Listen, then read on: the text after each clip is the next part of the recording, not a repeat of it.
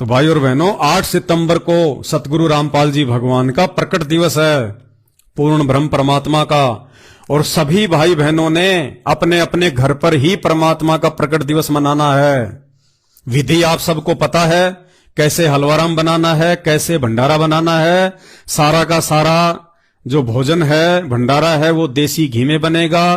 तेल और डालडा का कहीं कोई प्रयोग नहीं होगा, क्योंकि ये परमात्मा है, ये भगवान है, परमेश्वर है। और जो परमेश्वर पूरी दुनिया को अच्छे अच्छे व्यंजन खाने के लिए दे रहा है, जो तीनों लोकों में प्रवेश करके सबका पालन पोषण कर रहा है, और उस परमेश्वर को कैसे हम ये मिलावटी तेल और ये डालडा घी के व्यंजन खिला सकते हैं। तो परमेश्वर को हमने घर पर ही प्रकट करना है, कहीं नहीं जाना हमने। देखो, जैसे नाम दीक्षा लेने से पहले यदि हम अपने बाप का जन्मदिन मनाया करते थे, अपनी मां का जन्मदिन मनाया करते थे, तो हम किसी दूसरे के घर पे जाके मनाते थे क्या? हम रिश्तेदारी में जाके कभी अपने बाप का जन्मदिन मनाते थे क्या? या आज जो जगत में जो भाई बहन हैं, वो यदि अज्ञानता में अपने माता पिता का जन्मदिन मनाते हैं, तो क्या किसी पड़ोसी के घर पे जाके मनाते हैं? रिश्तेदारी में जाके मनाते हैं? अपने घर पे ही मनाते हैं।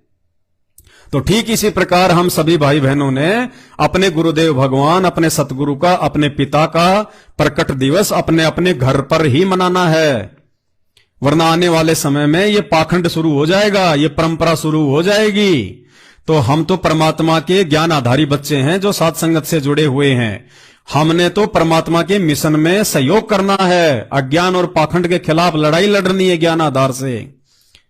और बाकी जो अज्ञानी की भूमिका निभा रहे हैं, जो पाखंड को बढ़ावा दे रहे हैं, वो बहुत भगत हैं संत रामपाल जी के। 90% भगत संत रामपाल जी के, जो अपनी मंद बुद्धिता के चलते अज्ञान और पाखंड को बढ़ावा दे रहे हैं। जो सतलोक आश्रम के फर्जी आश्रमों में, जो आश्रम सतगुरु रामपाल जी भगवान के कलयुगी बेटा बेटी भाई बंधु रिश्तेदारों ने खोल रखे हैं जगह जगह हैं, वहां जाके वो अज्ञान और पाखंड में तो सहयोग कर रहे हैं उनका। तो हमने भेड़ चाल में नहीं चलना। हमारे परमात्मा हमारे साथ में हैं, हमारे घर पे हैं, शब्द रूप में पल पल हमारे साथ में हैं। तो हमने हमारे बाकी भाई बहनों की तरह, जो मैनेजमेंट के पीछे आंख बंद करके चल रहे हैं, जो कोऑर्डिनेटरों के पीछे आंख बंद करके चल रहे हैं, हमने अपनी अज्ञानता का प्रदर्शन नहीं करना। हमने अपने भगवान को ढूंढने के लिए दर दर की ठोकरें नहीं खानी। अगर विश्वास है और हमारी मर्यादा सही है और नाम ले रखा है या संकल्प कर रखा है, तो सतगुरु रामपाल जी भगवान आपके घर पे प्रकट हैं। उनका प्रकट दिवस मनाने के लिए कहीं धक्के खाने की, हांडने की जरूरत नहीं है। अब ये देख, कॉमन सेंस की बात है भाई और बहनों, लेकिन हमारे भगत भाई बहन तो काल प्रेरणा से मर्यादा तोड़ के इतने डगमग हो चुके हैं, उन्हें गधे और घोड़े में अंतर ही दिखाई नहीं दे रहा। आप ये देखिए, जैसे बहुत बड़ा कोई सिंगर है, बहुत बड़ा कोई गायक कलाकार है, और वो कहीं आ जाता है किसी स्टेडियम में, तो उसको सुनने के लिए लाखों की भीड़ इकट्ठी हो जाएगी, लाखों की भीड़। जबकि जो गाना वो गाएगी आके, वो सिंगर जो गाना गाएगा वहां स्टेडियम में, वो गाने सबके पास में, सबके मोबाइल में हैं, यूट्यूब पे भी हैं।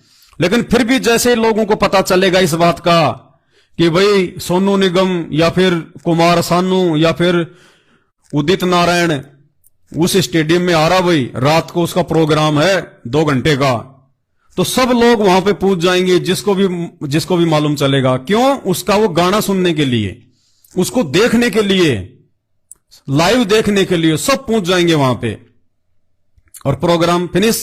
ठीक है, 1 महीने बाद में कोई कहे कि अरे चल वहां पे स्टेडियम में चलते हैं, बहुत ज्यादा वहां चलते हैं स्टेडियम में, वो कहेगा भाई क्यों? अरे वो सोनू निगम का एक नया जो गाना है ना, वो गाना वहां पे माइक में चलाया जाएगा, वहां गाना चलेगा उसका, जो नया गाना आया है जो भी। तो वो पूछेगा क्या सोनू निगम भी आ रहा है क्या? तो वो उसका साथी कहेगा नहीं नहीं, सोनू निगम नहीं आ रहा, बस बड़े से माइक पे, बड़े से स्पीकर पे उसका गाना चलाया जाएगा। तो वो नहीं जाएगा।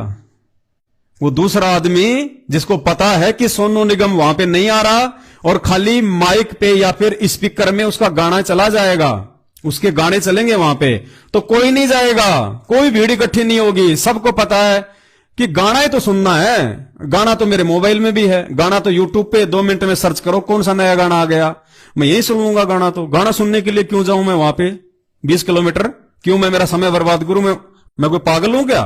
कॉमन सेंस की बात है, कोई नहीं जाएगा। यदि वो गायक कलाकार खुद वहां पे नहीं है और उसका गाना यदि वहां पे स्पीकर पे ही चलना है, तो कोई भी व्यक्ति वहां जाके भीड़ इकट्ठी नहीं करेगा, कोई भी अपना काम धंधा छोड़ के पैसे बर्बाद करके नहीं जाएगा।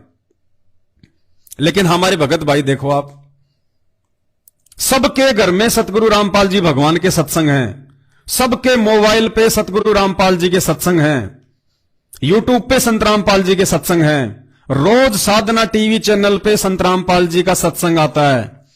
फिर भी इतने मूर्ख वही सत्संग सुनने के लिए संत रामपाल जी के कलयुगी परिवार के द्वारा, उनके भाई बंधुओं के द्वारा अपने धार्मिक धंधे के लिए जो जगह जगह ये आश्रम खोल दिए गए हैं, ये लोग उन्हीं सत्संगों को सुनाने के लिए बार बार मैसेज डाल के और बेचारी भोली संगत को उन आश्रमों में इकट्ठा कर रहे हैं, आश्रमों में जमा कर रहे हैं। अरे वहां कोई संत रामपाल जी महाराज थोड़ी बैठे हुए हैं, संत रामपाल जी तो हिसार जेल में बैठे हुए हैं मूर्खो।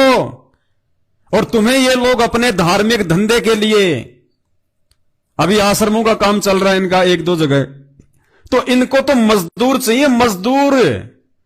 इनको अच्छे से पता है कि मजदूर भैया 600 रुपए लेता है दिन के।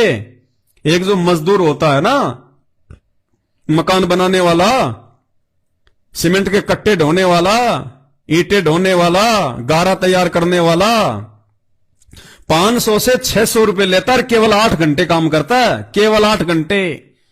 और उसको अगर कुछ बोल दिया तो दूसरे दिन बोलेगा किसी और को ले आना, नौकर नहीं हूं तेरे बाप का, काम करवाता है, पैसे लेता हूं, तू पैसे देता, कोई आराम में काम नहीं करवा रहा। अब संत रामपाल जी का जो परिवार है, उनके जो बेटा बेटी हैं, जो संत रामपाल जी को समझ नहीं पाए, पहचान नहीं पाए, और संत रामपाल जी की आड़ में उनकी पीठ पीछे उन्हीं का आदेश बता के और इन्होंने बड़े बड़े आश्रम खोल डाले संगत के दान से अपने धार्मिक धंधे के लिए।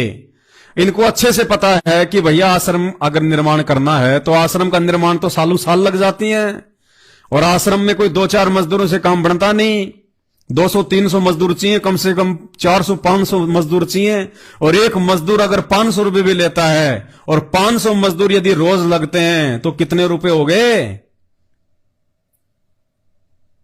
इसलिए इन लोगों ने संत रामपाल जी के सत्संगों की आड़ में, संत रामपाल जी के आदेशों की आड़ में झूठे आदेश बता के और बेचारी भोली भाली संगत को वहां पे इकट्ठा कर दिया।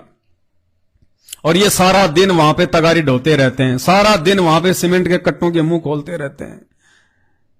और कभी तो इनको घेवर बना के खिला देते हैं, कभी इनको चूरमा बना के खिला देते हैं, और इनको पुचकार के अपना धार्मिक धंधे के लिए अपने मकान तैयार हो रहे हैं। तो मूर्खो, संत रामपाल जी हिसार जेल में बैठे हुए हैं, उनके सत्संग तुम सबके जो है वो घरों में हैं, मोबाइल में हैं, यूट्यूब पे हैं, टीवी चैनल पे आ रहे, उनकी फोटो तुम्हारे घर में, उनकी भक्ति तुम कर रहे, और वही सत्संग सुनने के लिए तुम उन आश्रमों में दौड़ के चले जाते हो अपना समय बर्बाद करने के लिए, अपना पैसा बर्बाद करने के लिए। अरे तुम्हारा इसमें क्या भला हो गया? तुम्हें तो कुछ भी फायदा नहीं मिलना, कुछ भी, उल्टा नुकसान में जाओगे पैसे से और समय से। वो फायदा तो उनको मिलेगा जिनके लिए तुम वहां पे मजदूरी करोगे, जिनके धार्मिक धंधे के लिए तुम अन आश्रमों में टोकरियां डालोगे, ईंट डालोगे, सीमेंट को ढोओगे, और आते समय 1000-500 रुपए उनकी दान पेटियों में डाल के आओगे। तो ऐसे ही ये प्रकट दिवस जो सभी सत्सेवक भाई बहन अपने अपने घरों पे मनाने जा रहे हैं, इसी प्रकट दिवस को जन्मदिन के नाम से, अवतरण दिवस के नाम से इन फर्जी आश्रमों में भी मनाया जाएगा। संत रामपाल जी के स्वार्थी परिवार के द्वारा, इन मूर्ख कोऑर्डिनेटरों के द्वारा उन आश्रमों में भी उनका अवतरण दिवस मनाया जाएगा, जन्मदिन मनाया जाएगा 8 सितंबर को। क्योंकि परमात्मा तो ये मानते नहीं, उनको भगवान तो मानते ही नहीं, मां के गर्भ से जन्म लिया हुआ मानते हैं। तो ये तो अवतरण दिवस के नाम पे संत रामपाल जी का जन्मदिन मनाते हैं। अपने भी कर्म फोड़ रहे हैं, बेचारी भोली भाली संगत के भी फोड़ रहे हैं, गुरु को मानुष मनवा के। इसीलिए तो गरीबदास जी महाराज जी ने लिखा है कि गुरु मानुष कर जानते वो नर कहिए अंध। अब गुरु को मानुष को जगत वाला तो वैसे मानुष मानेगा, उसके क्या कर्म फूटेंगे, उसके तो पहले से फूटे पड़े हैं। यानी गुरु का नाम लेने के बाद में जो गुरु को मानुष मानेगा, उसके लिए कह रहे हैं गरीबदास जी कि गुरु मानुष कर जानते वो नर कहिए अंध, ओवे दुखी संसार में आगे काल के फंदे। तो इन आश्रमों में जितने भी लोग जो 8 सितंबर को जाएंगे वहां भीड़ इकट्ठी करेंगे, सारे के सारे ज्ञानहीन, मति भ्रष्ट, बुद्धिहीन, गुरु को मानुष मानने वाले। और आने वाले समय में अगर समय रहते ये लोग नहीं संभले ये भगत, और इस पाखंड में अगर संत रामपाल जी के कलयुगी परिवार का सहयोग देना बंद नहीं किया, तो आने वाले समय में इन भक्तों के साथ भी वही बीतेगी जो उस फसल में गेहूं के साथ में, खरपतवार के साथ में बीतती है। जब परिणाम का समय आएगा ना, उस समय पता चलेगा कि साध संगत से जुड़े हुए सत्सेवकों ने क्या कमाया, और इस पाखंड और अज्ञान में संत रामपाल जी के काल प्रेरित परिवार का साथ देने वाले उन मूर्ख भक्तों ने क्या कमाया और क्या पाया। और परिणाम तो साथ साथ आ भी रहे हैं। उसी धनाना आश्रम में 3 तो मर लिए ट्रैक्टर के नीचे दबके। बताओ, अगर भगवान का आदेश होता तो किसी का उंगली के चोट भी लग जाए क्या? तो भाई सतलोक आश्रम मैनेजमेंट हरियाणा के आश्रमों में जाना, उनके नामदान केंद्रों पे जाना, या संत रामपाल जी के परिवार का किसी भी प्रकार से सहयोग करना, मर्यादा तोड़ना है, मर्यादा तोड़ना। तो लाखों की संख्या में वहां भीड़ इकट्ठी होगी 8 सितंबर को, अपने गुरु को मानुष मान के और गुरु का जन्मदिन मनाने के लिए। तो बताओ, तुमसे तो जगत वाले अच्छे, जो गायककार की, भजन गाने वाले की गैर हाजिरी में उसके भजन सुनने के लिए कहीं और नहीं जाते, अपने घर पे सुन लेते हैं। जब वो भजन गाने वाला स्वयं आता है तब लोग जाते हैं। और तुम संत रामपाल जी के भजन, शब्द, सत्संग तुम्हारे घर पे, तुम्हारे मोबाइल में 24 घंटे तुम्हारी जेब में रहते हैं, मोबाइल में। और वो सत्संग सुनने के लिए तुम मूर्ख लोग वहां पे उनके धार्मिक धंधे को बढ़ावा देने के लिए, उस पाखंड को बढ़ावा देने के लिए उन आश्रमों में जा रहे हो तुम। अब कोई कहे कि उस आश्रम में चलो बरवाला में, और फिर कोई कहे गुरुजी तो है नहीं वहां पर, निराकार ही निराकार है, फिर टिंडे लेना होगा यहाँ आदमी क्या करेगा? ऐसा मूर्ख बना रखा हमारे को। परमात्मा के लिए तड़प रहे हैं, उसके दर्शन करेंगे, अपना दुखड़ा रोवाएंगे, सीने से लगाएंगे, और नो कहते वहां है ही नहीं। फिर रुचि भी बनी हुई है कि वहां जाने की हद पाट जी कती है, कितने श्रद्धालु है। तो भाई तुम संत रामपाल जी के भगत हो या काल के भगत हो? पहले ये तो तुम जो है निर्णय कर लो। तुम्हारा बाप बैठा जेल में, 10x10 की जो है एक छोटी सी कोटड़ी है, तुम्हारा बाप तो उसमें बैठा हुआ है। अब बताइए, आश्रम तुम किसके लिए बना रहे हो भाई? किसके लिए आश्रम बना रहे हो? और तुम्हारा बाप यदि बाहर आएगा तो एक ही आश्रम में रहेगा, एक ही समय में वो 20-20 आश्रम में नहीं बैठेगा। तो ये धंधा तैयार कर रहे हैं लोग अपना, और तुम लोग अपनी मूर्खता में उनका सहयोग कर रहे हो। तो ये कर्म किसके बिगड़ रहे हैं? परिणाम भोगना पड़ेगा, तैयार रहना।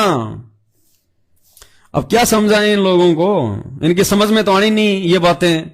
ये बातें तो साथ संगति से जुड़े बिना लाख जन्म में भी समझ में नहीं आएंगी। कहे कबीर सोई जन मेरा, जो नीर खीर का करे निबेरा। सतगुरुदेव कहते हैं कि मेरा असली भगत, मेरा असली शिष्य जन वो है जो नीर खीर अर्थात सही और गलत में निर्णय करके जो सही का साथ देगा। कहे कबीर सोई जन मेरा, जो नीर खीर का करे निबेरा। तो ये लोग अभी अपने गुरु को ही नहीं समझ पाए, तो गुरु के ज्ञान को कहां से समझेंगे? गुरु के संकेतों को समझना तो महाभारत है इनके लिए। ये तो वो लोग हैं जो सुबह की आरती में, सुबह के नित्य नियम में, अथ ब्रह्म वेदी में तो संत रामपाल जी को महाज्ञानी बताते हैं। अथ ब्रह्म वेदी पढ़ते हैं ना सुबह सुबह नित्य नियम में, तो ये वही लोग हैं ये जो सतलोक आश्रम मैनेजमेंट हरियाणा के पीछे जुड़े हुए हैं लाखों की संख्या में।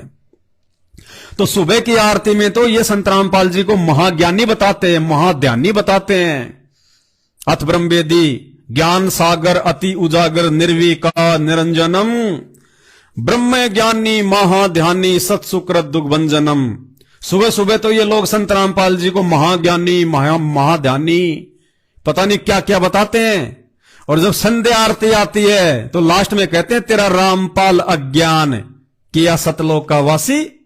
यानी सुबह तो भगवान को महाज्ञानी बता देते हैं और शाम की आरती में उसी भगवान को अज्ञानी बता देते हैं, मूर्ख बता देते हैं। तो इनकी बुद्धि में कहां से ये बातें आएंगी कि हम जो कर रहे हैं वर्तमान में वो क्या कर रहे हैं हम।